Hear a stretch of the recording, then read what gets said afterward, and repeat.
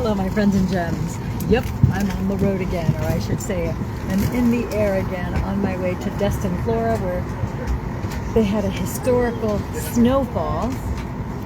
And I have a 2-day event with Ann Ziegenhorn in Fort Walton Beach, Destin, Florida, at the Santa Rosa Mall. We have a really wonderful 2-day event planned.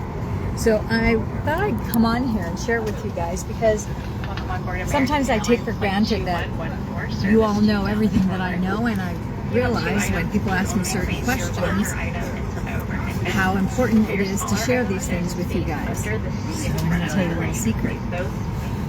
Somebody just asked me about hiccups. And you would think that hiccups, generally speaking, it's not a big deal, right? It's a little spasm that you're having, and of course I'm competing now with that speaker, right? Wheels are handled first, turning it onto its short side. Anyhow, hopefully you guys can hear me. So let me talk about these hiccups, because hiccups, if you're hiccuping for a few hours, it's not a big deal, right? Generally speaking. But if you've been hiccuping nonstop for a week or 2 weeks or 3 weeks, obviously there's a more serious condition. And it could be a very serious condition or maybe not. But if you've been hiccuping for months, or if you get to the year mark and you're still hiccuping, that is a serious, potentially serious condition. Typically, you have your vagus nerve, or it could be your vagus nerve, or it could be your phrenic nerve that has some sort of damage or something going on with it that would cause you to hiccup. But if you are incessantly hiccuping for 6 months, 9 months, a year, or more, it could be the sign of something more serious neurologically speaking. So I will do another video that talks about other different neurological conditions that we sometimes dismiss as not being that big a deal, and we don't realize those signs are telling us something about our autonomic nervous system. And oftentimes it's a lack, whenever you have any kind of presentation, for the most part, that's neurological in nature, oftentimes we find that those individuals are lacking, either have low or no glutathione levels in their body that's present. And you may or may not know this, but your brain signals your liver to manufacture, to produce glutathione. Glutathione is one of the primary master antioxidants of the body. Your liver then distributes it to every organ system of the body. And then, after sending it to all the different organ systems, it also sends it to every single muscle of the body. And it's all over your fascia, and it basically covers you head to toe. Unless you have low or no glutathione levels, then you're going to have presentation of neurological symptoms that are going to plague you. And the less glutathione, the more severe, oftentimes, those symptoms. And it's a dysregulation, it's a disbalance of one of the primary master antioxidants of the body.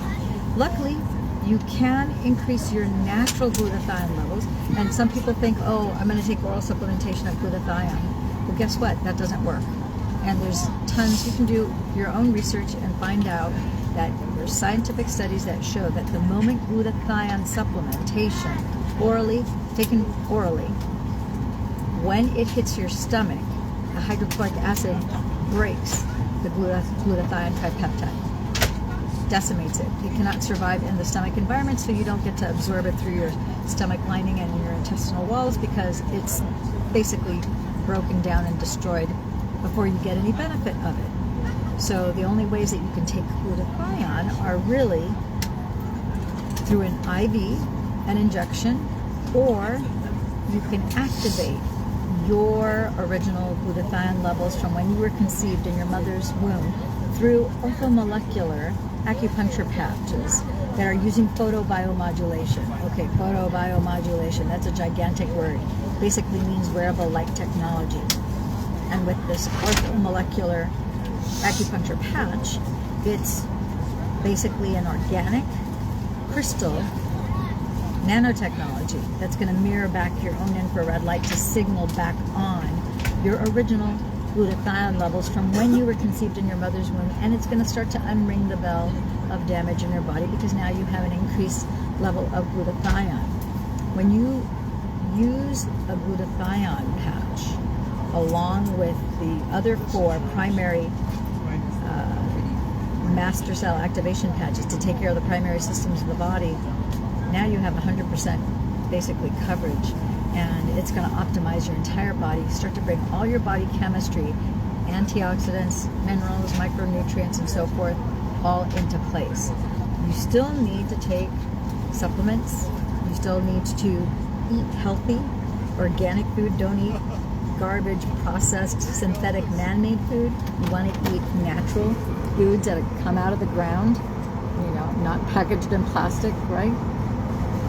But your body's going to be optimized, and it's going to be able to better withstand detoxification of whatever it is that you're eating that doesn't serve the body. Your body's going to become far more efficient, and you're going to be able to purge those things. In a sense, your own body is going to be able to do its own chelation. If you don't know what chelation is, it's a chemical process by which you bind things that are toxins and you pull them out of the body. And your natural detoxification process, which is tied to your immune system, which you can't have a good immune system if you have low glutathione levels. The first thing that your glutathione level is going to do is it's going to boost your natural immune system and detoxification system.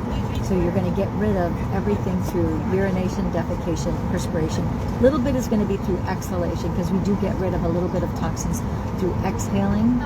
Anybody who's ever been on chemo, anybody who's ever been on any kind of cocktail of intravenous fluids for whatever reason in a hospital setting, you know that feeling of you can breathe out and breathe in, and it has a medicine-y smell to it, and it also has a medicine-y taste as you exhale and you inhale. That's because you're releasing toxins through the breath, in addition to through urination, defecation, and perspiration. Just like you poop it up in layman's terms. All right, Deborah. Oh my gosh, Deb York, my East Coast. I can never remember if you're in North or South Carolina. I think it's South Carolina. So good to see you here. Bobby, oh my gosh, I got to catch up with you and Megan.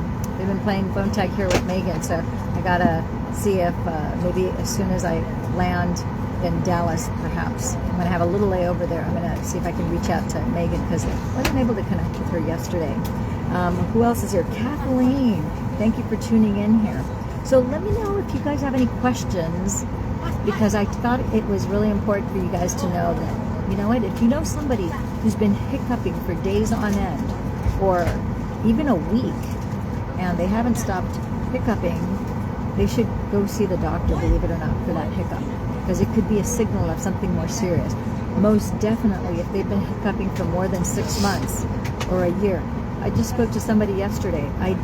I've known people to die after hiccuping incessantly because their vagus nerve and phrenic nerve were so damaged. And again, that's just a symptom of greater, more neurological complications in the body. And for 3 years nonstop, they had hiccups and they passed. And that person, I would say they were in their late 50s when they passed. They were not a very old person. And just yesterday, I found out about somebody who's been hiccuping nonstop for 11 years. I'm like, how is that person still alive? I don't know. I don't know all of their medical history. This is just an initial discovery call they're looking at starting on this orthomolecular master smart cell activation patches that I was just discussing a few minutes ago. And so I don't have the whole lowdown on this person, but I've never heard of anybody lasting that long. And this guy's in his mid-80s, so pretty impressive. Anywho, Kathleen, thank you for tuning in. Everybody, I just want to say thank you for you guys tuning in, tapping in. Let me know if you have any other questions. I will be doing another live. I'm going to be talking about some other symptoms that people oftentimes dismiss, and they don't think it's that big a deal, especially in the climate that we've been in. And I don't just mean weather. I mean everything that we've all endured globally over the last 5 years. A lot of people lost their sense of smell, and we don't think of that as being that big of a deal, but there are higher ramifications and consequences, and there are things that is a precursor showing you things. So I will, in the next video, I will talk about how significant it is to recapture your sense of smell. Because if you lost your sense of smell, you can recapture it through the activation of your original master smart cells. And part of that is increasing certain master antioxidants like glutathione, like carnosine, like eon, and a few other things. I'll also talk about the loss of sense of taste. We know of plenty of people, we hear more than ever before, people who lost either their sense of smell and sense of taste, or both. And so those are indicators of a neurological problem. There's some sort of damage in the body, most likely. I don't want to say 100% because there's no such thing as everything. There's no such thing that everything is 100%. But it is something to pay attention to because you want to catch things earlier on when it's easier to repair and to reverse, as opposed to later on where it's complicated with all sorts of other things. And now you're in greater trouble and in greater pain. Does that make sense? All right, my friends and gems, we are going to be taking off here pretty soon. It's not that full of a flight, as you can see. We got plenty of room, kind of nice. And I will be landing later on tonight in Destin, Florida, where I don't know if they'll still have snow. They had 3 feet of snow. Can you believe that? Amazing. And we've had like 50-degree weather, and then yesterday we had 75-degree weather, and today it's 75 degrees as well. But I'm dressed and ready for the cold in Destin. Okay, my friends and gems, put in the comments below what city, state, and country you're in. I would love to see that, find that out. And if you have any questions that you want me to answer, I would more than be happy to answer it in a Facebook Live video. All right, take care. Ciao for now, my friends and gems. Bye.